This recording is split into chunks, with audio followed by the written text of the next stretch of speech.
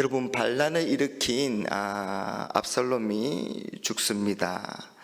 자신이 그렇게 자랑하던 그 머리카락이 이 나뭇가지에 걸려서 비참한 최후를 맞이하게 됩니다. 요압은 이 다윗 왕의 부탁에도 불구하고 압살롬을 죽였습니다. 아마도 이 요압은 다윗 왕의 마음을 알기는 알지만 이 반란의 불씨를 완전히 제거해야 한다는 그런 생각에 압살롬을 죽였던 것 같습니다. 요압은 나팔을 불러서 이 반란이 끝이 나고 평정되었음을 알립니다. 이것은 다윗의 군사는 물론 이 압살롬의 군사들도 더 이상 희생되지 않도록 그렇게 전쟁이 끝이 났음을 그렇게 알리는 일이었습니다. 다윗의 군사들은 압살롬의 시체를 옮겨다가 큰 구멍에 던지고 그 위에 돌무더기를 쌓았습니다. 여러분, 압살롬은 왕의 아들입니다. 그러니 이 압살롬이 죽으면 당연히 그 시체를 예루살렘으로 가져가야 하고 또 왕의 묘실에 두게 됩니다. 그런데 그렇게 하지 않고 시체를 구멍에 던져 버리고 돌무더기를 쌓았습니다. 여러분, 이런 돌무더기는 바로 저주받은 사람이다 라는 것을 우리에게 말해줍니다. 이 대표적인 경우가 이 아간이 묻힌 그런 아골골짜기가 있지 않습니까? 이스라엘이 아이성 전투에서 패배했을 때 그 원인이 이 아간의 탐욕으로 말미암아 하나님께 들어야 하는 것을 훔친 데 있다는 것을 알게 되었습니다. 그래서 아간을 돌로 쳐 죽이고 그 위에 돌무더기를 쌓았습니다. 돌무더기는 큰 반역자나 원수나 또 페류나에게 행하는 것이었습니다. 그런데 여러분, 오늘 성경은 이런 돌무더기와 함께 압살롬이 살아있을 때 비석을 세운 것을 언급하고 있습니다. 오늘 말씀 18절을 한번 보십시오. 압살롬이 살았을 때에 자기를 위하여 한 비석을 마련하여 세웠으니 이는 그가 자기 이름을 전할 아들이 내게 없다고 말하였음이더라. 그러므로 자기 이름을 기념하여 그 비석에 이름을 붙였으며 그 비석이 왕의 꼴짝이에 있고 이제까지 그것을 압살롬의 기념비라 일컫더라. 여러분, 압살롬은 자기 이름을 전할 아들이 없다고 그렇게 말합니다. 하지만 성경은 압살롬에게 아들 3명과 딸 1명이 있었다고 말합니다. 여러분, 왜 압살롬이 자기 이름을 전할 아들이 없다고 그렇게 했을까요? 그건 압살롬에게 아들이 있었지만 그 이름들이 없는 것으로 보아 일찍 죽은 것으로 보입니다. 여러분, 자기 이름을 전할 아들이 내게 없다는 이런 압살롬의 말은 사무엘하 7장에서 하나님께서 주셨던 그 다윗의 언약과 여러분 비교해 보면 하나님께서 다윗의 이름을 위대하게 해 주시고 또 그 왕권을 이어받을 자식을 주시겠다 그렇게 하셨습니다. 그러니 압살롬에게는 그럴 만한 아들이 없다는 것은 이 압살롬이 하나님에 의해서 선택받지 않았다는 것을 우리에게 보여줍니다. 그러니까 하나님에 의해서 선택받은 왕 다윗과 그렇지 못한 이 압살롬을 성경이 대조하고 있는 것입니다.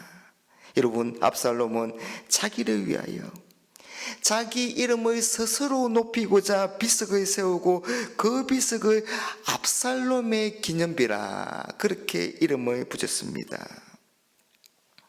압살롬은 사울과 같은 그런 행동을 합니다.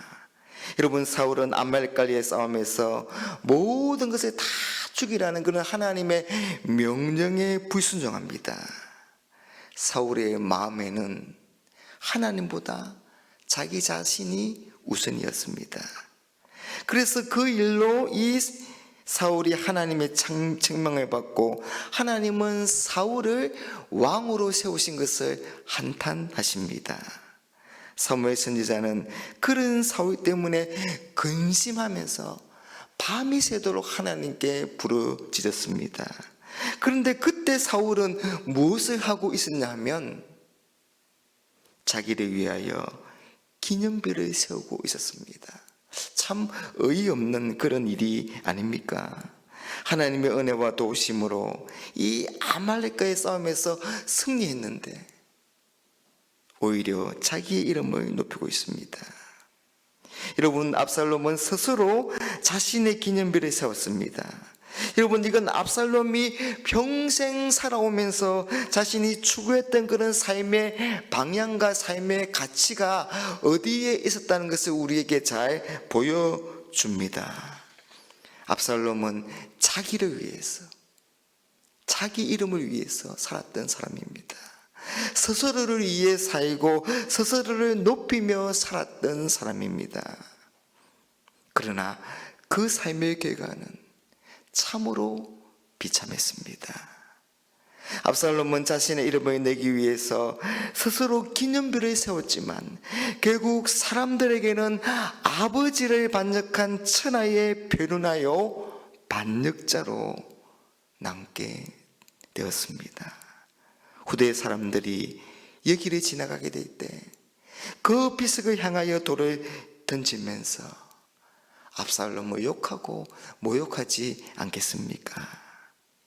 자신의 이름을 높이고자 세운 비석이 오히려 자신의 이름을 더럽히는 그런 결과를 낳게 된 것입니다.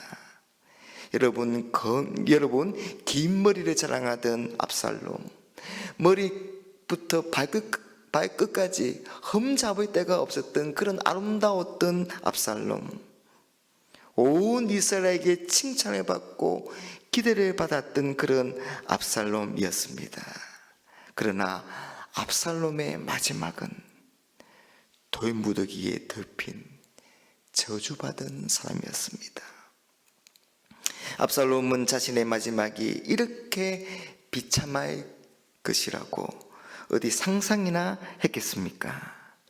여러분, 성경은 스스로 자신을 위하고 스스로 자기의 이름을 드러내고 스스로 자기를 높이는 것을 교만이라고 말합니다. 하나님께서 그 교만을 악하다고 말씀하십니다. 여러분, 창세기 12장에서 사람들이 바벨탑을 쌓은 이유가 무엇입니까? 바로 흩어짐을 면하고 자기들의 이름을 내고자 했습니다. 그런데 여러분, 탑을 쌓았을 때 그 사람들의 뜻대로 이름이 나고 높아졌습니까? 아닙니다. 아니지요. 하나였던 언어가 혼란하게 되고 그로 인해 바벨탑은 무너지고 말았습니다. 여러분, 우리가 진정으로 높아지는 길은 스스로 높아지는 것이 아니라 하나님이 높여주셔야만 하는 것입니다. 사랑하는 여러분, 우리는 어떤 사람들입니까? 우리는 살아도 주를 위해 사는 사람들이고 죽어도 주님을 위해 죽어야 하는 사람들입니다. 결코 나를 위해서 사는 사람들이 아닙니다. 우리는 하나님의 이름과 하나님의 영광을 위해서 살아야 합니다.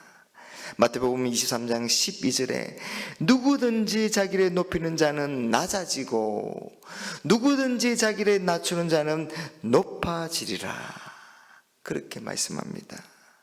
사랑하는 여러분, 하나님 안에서 스스로를 낮추고 겸손하게 하나님의 이름과 하나님의 영광을 위해서 살아가시기를 바랍니다.